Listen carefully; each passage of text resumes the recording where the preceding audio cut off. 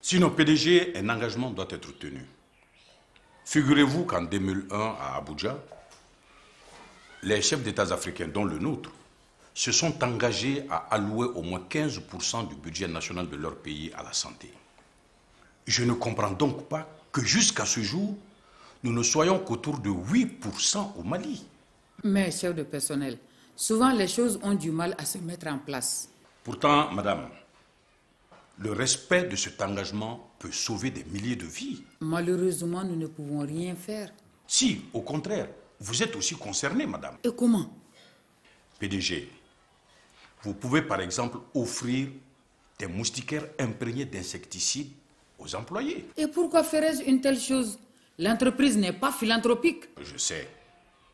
Mais le paludisme empêche les travailleurs de se rendre sur leur lieu de travail en moyenne 5 jours par an, jouant du coup un impact négatif majeur sur la productivité et les performances de l'entreprise.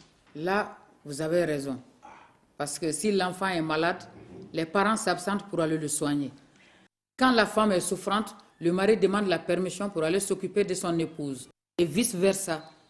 Madame, avec un fardeau de 7000 francs CFA par an et par personne, le paludisme engendre au Mali des pertes considérables sur l'économie familiale, l'économie nationale et sur l'éducation des enfants estimée à environ 74 milliards de francs CFA.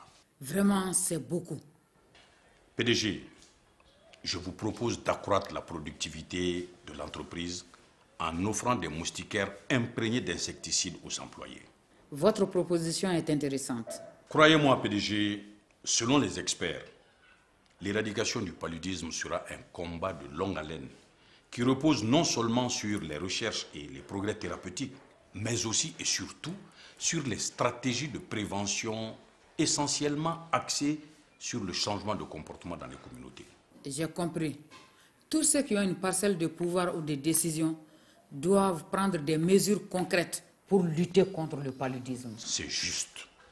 C'est pourquoi il faut encourager les partenariats et la collaboration entre tous les acteurs de la société pour accroître la mobilisation et le soutien de l'opinion publique et des autorités politiques afin d'apporter des réponses pérennes et efficaces à la lutte contre le paludisme. Alors, dans le cadre de la prévention, donnez gratuitement 2 moustiquaires imprégnés d'insecticides à chacun de nos employés.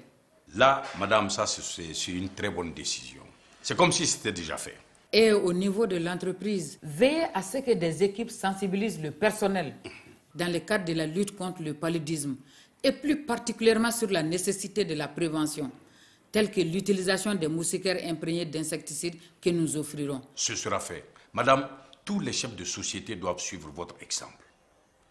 Alors, chef d'entreprise, que faites-vous pour mettre à l'abri votre personnel contre le paludisme? Autorité administrative, que faites-vous pour concrétiser l'engagement de notre président? Autorité politique, que faites-vous pour protéger votre électorat contre le paludisme? Chacun de son côté doit accentuer davantage les efforts et les initiatives déjà déployés dans le cadre de la lutte contre le paludisme afin d'assurer à tous les Maliens une protection efficace et durable contre le paludisme. Vous avez raison, madame.